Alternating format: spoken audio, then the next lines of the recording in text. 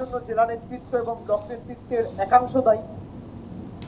যারা মন্ত্রী হয়েছেন, যারা জেলার বড় বড় পদে রয়েছেন, নিজেদের বিধানসভায় হেরেছেন, দল আপনাদেরকে সম্মান দিয়েছে, নিজেদের মধ্যে ঝগড়া করতে গিয়ে আপনারা বিধানসভা নির্বাচনে নিজেদের মধ্যে ঝগড়া করে অন্য দলকে সুযোগ করে দিয়েছেন। এত কাজ করার পরেও খালি ভোট কাটাকাটির জন্য অন্তর্ঘাতের ফলে দল হেরেছে, মালদহে বিস্ফোরক মন্তব্য বিধায়ক সাবিত্রী মিত্রর। আমি মালদা নিয়ে বিস্তারিত বলছি না, মালদা নিয়ে পরবর্তীকালে সাংগঠনিক আলোচনা আমি ডাকব। কিন্তু মালদায় আমাদের প্রত্যেকটা বিধানসভায় ফল অত্যন্ত খারাপ। বিজেপি ভুল প্রচার করেছে, কংগ্রেস ভুল প্রচার করেছে, এবং আপনারা কেউ তৎপরতার সাথে কাউন্টার করেননি। তৃণমূল কংগ্রেস দলটা কংগ্রেস, সিপিএম, বিজেপি ভেঙে হয়েছে, তাই একদিকে মন আর ক্ষমতা একদিকে, তাদেরই ভূমিকা এগুলো সবটাই কাজ করেছে। তাছাড়া আর কি? মালদহ বিস্ফোরক মন্তব্য মানিকচকের বিধায়ক সাবিত্রী মিত্রকে। উল্লেখ্য, অভিষেক বন্দ্যোপাধ্যায় মালদহের প্রত্যেকটি বিধানসভা ক্ষেত্রতে ফল অত্যন্ত খারাপ বলে অসন্তোষ প্রকাশ করেন। সাবিত্রী মিত্র বলেন, ভোট আসলে আমরা ভোটের কাজ করি, এটা যাতে 12 মাস করা হয়।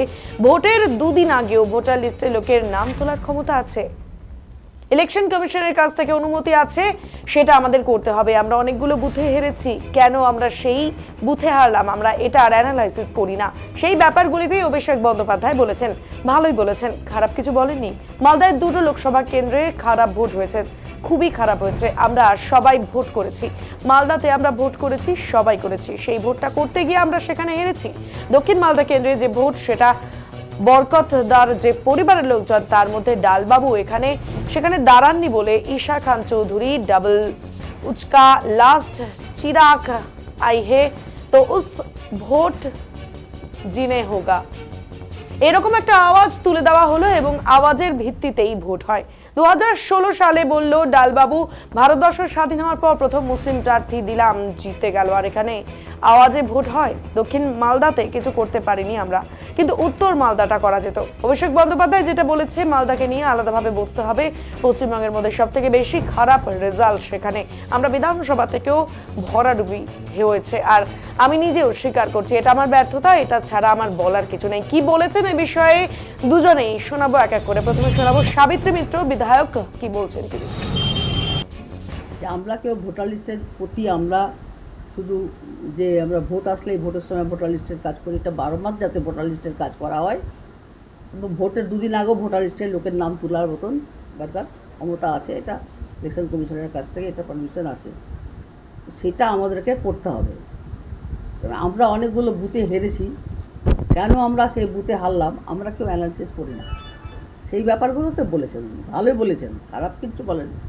বলছি, মালদায় দুটো লোকসভা আসন, দুটাতে আপনাদের বিপর্যয় হয়েছে, খারাপ ভোট হয়েছে। কেন ওই খারাপ ভোট হলো? খুবই খারাপ হয়েছে। আমরা সবাই ভোট করেছি, সাউথ মালদাতে আমি ভোট করেছি, আমরা সবাই ভোট করেছি, আর সেই ভোটটা করতে গিয়ে আমরা ওখানে হেরেছি।